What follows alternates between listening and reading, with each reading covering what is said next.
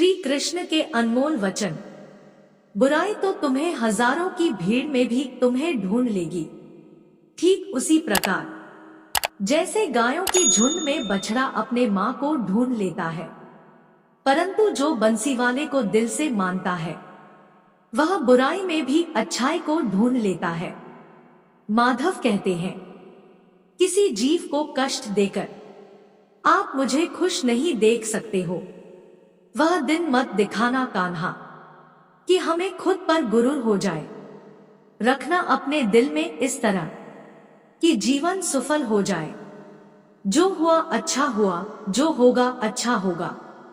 स्वयं को मुझ पर छोड़ दो, अपने कर्म पर ध्यान दो। कर्म ऐसा जो स्वार्थ रहित पाप रहित हो। दुष्ट लोग अगर समझाने मात्र से समझ जाते तो यकीन मानो महाभारत कभी ना होता। जो अपने मन पर नियंत्रण नहीं रखता वह स्वयं का धीरे धीरे शत्रु बनता जाता है। ज्यादा हंसने और बोलने वाला व्यक्ति अगर चुप हो जाए तो मान लेना वह भीतर से टूट चुका है। जिस व्यक्ति के पास संतुष्टि नहीं है उसे कितना भी मिल जाए वह असंतुष्ट ही रहेगा। जिंदगी में सदैव अवसरों का आनंद लेना चाहिए, लेकिन किसी के भरोसे को तोड़कर नहीं। प्रेम में कोई वियोग नहीं होता। प्रेम ही अंतिम योग है, अंतिम मिलन है। कभी भी स्वयं पर घमंड मत करना। पत्थर भी भारी होकर पानी में अपना वजूद खो देता है। अगर ईश्वर तुम्हें ज्यादा प्रतीक्षा करवा रहे हैं, हो सकता है जितना तुमने मांगा उससे ज्यादा देने वाला हो। जीवन ना तो भविष्य में है और ना ही अतीत में। जीवन तो बस इस पल में है, केवल इस पल में। मैं विधाता होकर भी विधि के विधान को नहीं टाल सका। मेरी चाह राधा थी और चाहती मुझको मीरा थी, पर मैं हो रुक्मणी का गया। क्रोध की अवस्था में भ्रम जन्म लेता है। भ्रम बुद्धि को नष्ट कर देती है। बुद्धि के नष्ट होते ही व्यक्ति का पतन हो जाता है। खाली हाथ आए खाली हाथ वापस चले जाओगे।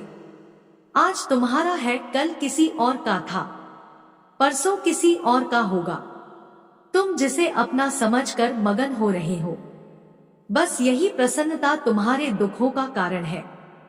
आत्मा को शस्त्र नहीं काट सकता, अग्नि नहीं जला सकती, जल नहीं बुझा सकता, वायु नहीं सुखा सकती। मैं सभी प्राणियों को समान रूप से देखता हूँ। ना कोई मुझे कम प्रिय है ना अधिक, लेकिन जो मेरी प्रेम पूर्वक आराधना करते हैं वह मेरे भीतर रहते हैं और मैं उनके जीवन में आता हूँ। वह जो सभी इच्छाएं त्याग देता है, मैं और मेरा की लालसा तथा भावना से मुक्त हो जाता है, उसे शांति प्राप्त होती है। मैं धरती की मधुर सुगंध हूँ, मैं अग्नि की उष्मा हूँ। सभी जीवित प्राणियों का जीवन और सन्यासियों का आत्म संयम भी मैं ही हूँ। फल की अभिलाषा छोड़कर कर्म करने वाला पुरुष ही अपने जीवन को सफल बनाता है। इस भौतिक जगत में जो व्यक्ति न तो सुख की प्राप्ति से सुखी होता है और ना अशुभ के प्राप्त होने पर उससे घृणा करता है, वह पूर्ण ज्ञान में स्थिर रहता है। जिस व्यक्ति को आपकी कदर नहीं, उसके साथ खड़े रहने से अच्छा आप अकेले रहें। हद से ज्यादा सीधा साधा होना भी ठीक नहीं, क्योंकि जंगल में सबसे पहले सीधे पेड़ों को काटा जाता है।